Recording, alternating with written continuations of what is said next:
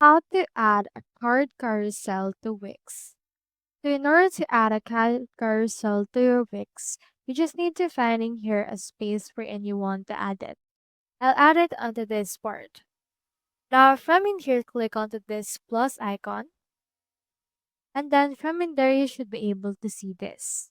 You have the option, click onto this search option, and then search in here for carousel. Now in here, they will show you this slideshow, so make sure to click on this. We have in here some options for your slideshow.